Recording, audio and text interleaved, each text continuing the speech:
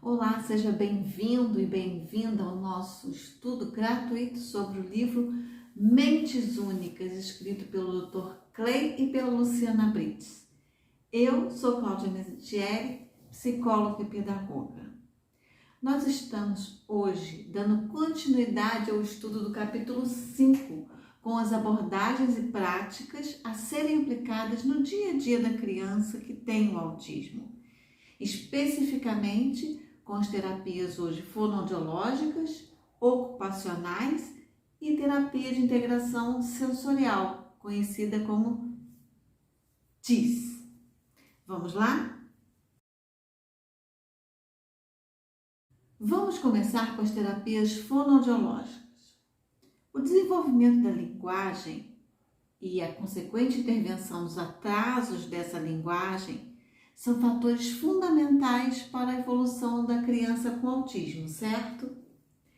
Respostas positivas na capacidade de comunicação e de linguagem aumentam e melhoram o resultado das intervenções que são realizadas nos tratamentos, além de facilitar a participação social, principalmente no espaço da escola. Mas o mais importante que uma criança falar é ela conseguir se comunicar. Vamos pensar sobre isso. O papel do fonoaudiólogo no tratamento de crianças com autismo é fundamental e deve ser direcionado para que as crianças adquiram as diversas habilidades de comunicação social, verbal, não verbal e de linguagem, aplicado aos processos de compreensão de sentidos e contextos. Isso possibilita muito a qualidade de vida dessa criança, assim como também das pessoas que convivem com ela.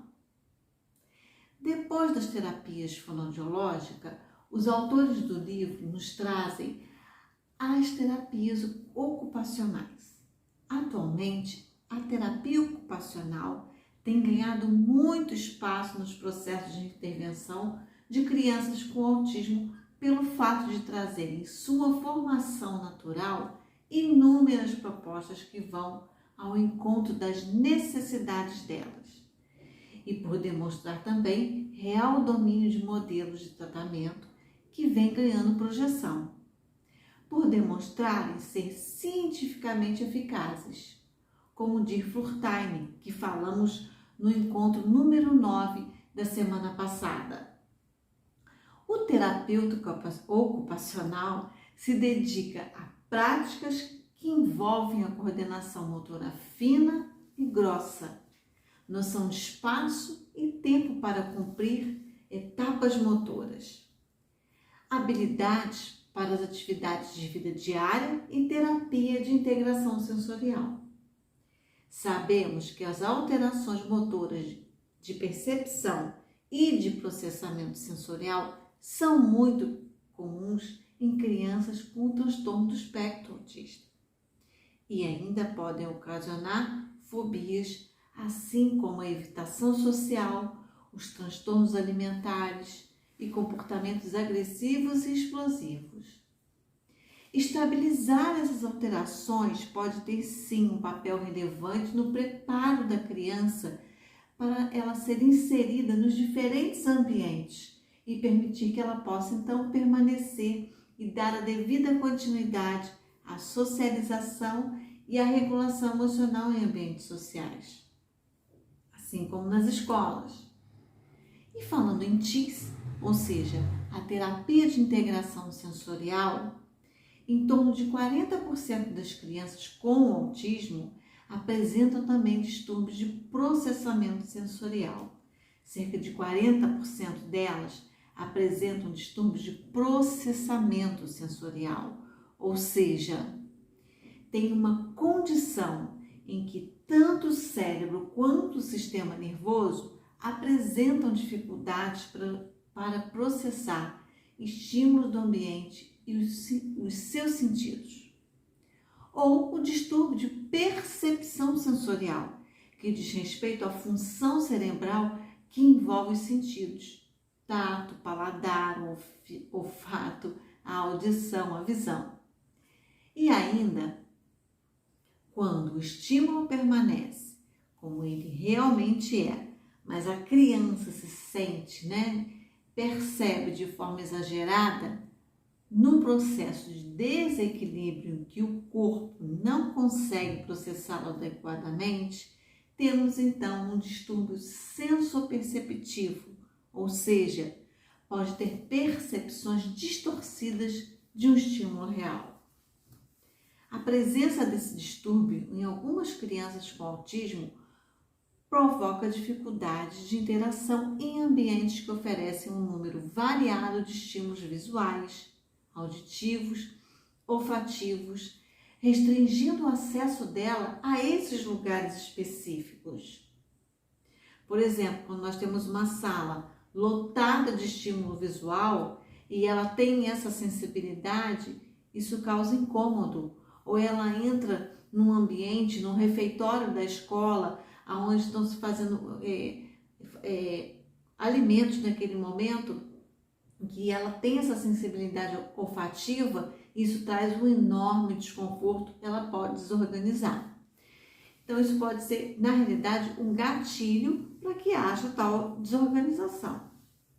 Problemas sensoriais podem, inclusive, também desencadear nas crianças com autismo interpretações erradas do ambiente, dos alimentos, de determinadas rotinas, de momentos de confraternização e de lazer, podendo inclusive criar no imaginário delas perigos inexistentes e fobias com consequentes reações de repúdio.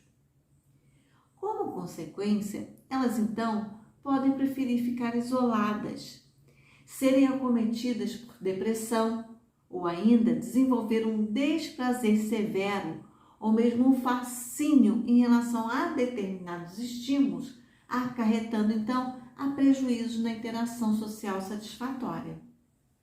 Por isso, nos casos em que ocorrem as disfunções sensoriais, pode-se aplicar terapias que busquem equilibrar e integrar os meios de recepção, meios de recepção e de processamento sensoriais. Nesse sentido, a mais indicada e consolidada na literatura é sim a terapia de integração sensorial, TIS, que tem como objetivo intervir nesses desequilíbrios e desnivelamentos sensoriais.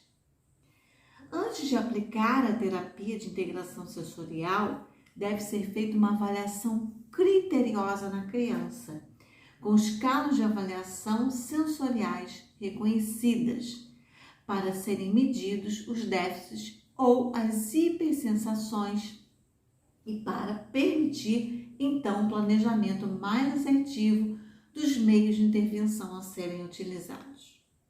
A terapia de integração sensorial, que procura organizar e reequilibrar as diversas sensações que possam estar desincronizadas, ocasionando hipossensibilidade ou hipersensibilidade, ou seja, ela tem pouca sensibilidade àqueles estímulos ou muita, podem estar levando a inabilidade no planejamento motor, problemas de postura, restrições de convívio e atos exagerados de repúdio ou de medo.